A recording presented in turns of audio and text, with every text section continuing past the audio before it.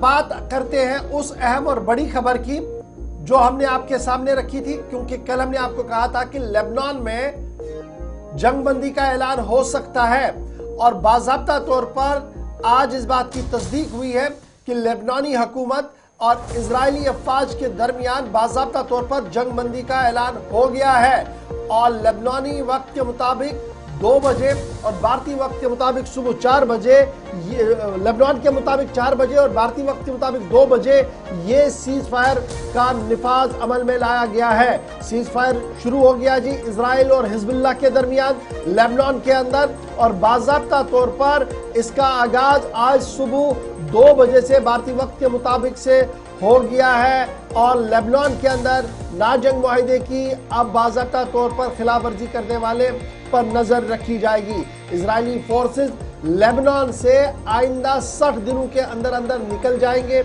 इस तरीके की बात कही जा रही है कि विद इन नेक्स्ट 60 डेज में लेबनान के अंदर जो इजरायली फोर्सेस है वो वहां से निकलेंगे। लेकिन ये दूसरी बात है कि सऊदर्न लेबनान के अंदर इजरायली फोर्सेस का इनखला नहीं होगा। थोड़ी देर पहले इस बात की भी तस्दीक कर दी गई है और इनखला या जिस तरीके का सीज फायर हुआ है तो लेबनान जो इजरायली फोर्सेस है उन्होंने मकामी आबादी को कहा कि जिन जिन इलाकों के अंदर कैंप्स बनाए गए थे जो इजराइल के जेरे कब्जा आए थे वहां की और रुख ना करे फिलहाल जब तक दूसरी बात सामने ना आए। तो फिलहाल नाजंग मुआहिदा सीज फायर हो गया है लेबनान के अंदर हिजबुल्लाह और इजराइल के दरमियान। 60 दिन का मोहलत दे दी गई है कि इजरायली फोर्सेस लेबनान से निकल जाएंगे। वर्ल्ड हेल्थ ऑर्गेनाइजेशन के सरबराह ने लेबनान सीज फायर पर खुशामदीद कहा है और इसे कहा है कि इससे एक नया रास्ता गजा के अंदर क़याम अमन के अंदर भी होगा।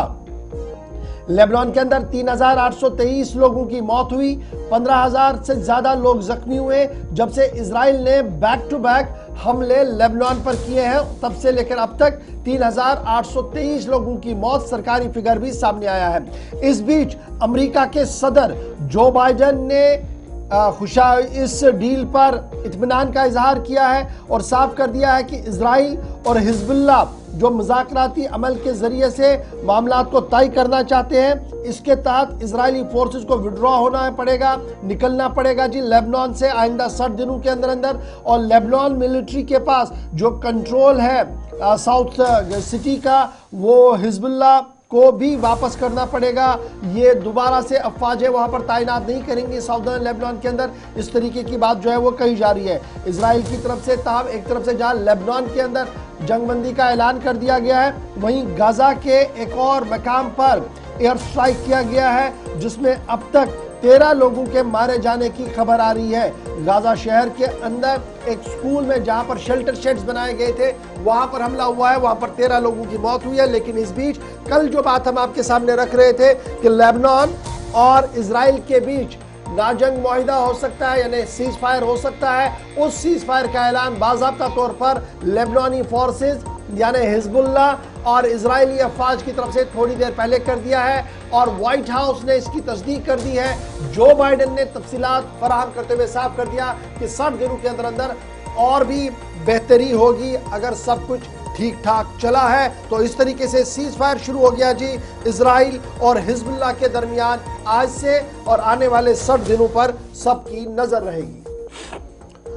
तो चलिए नाजरीन, ये थी लेबनान और इजराइल के हवाले से। फिलहाल जंगबंदी का ऐलान कर दिया गया और आज से बाज़ाब्ता तौर पर इसकी शुरुआत हो चुकी है।